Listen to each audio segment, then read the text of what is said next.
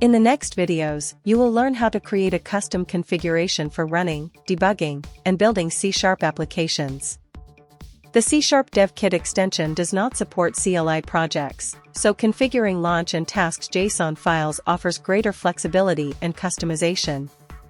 This setup enables you to specify additional parameters that are not available with the built-in run and debug options. You will also explore how to manage tasks using the Task Explorer extension, making it easier to organize and execute them efficiently.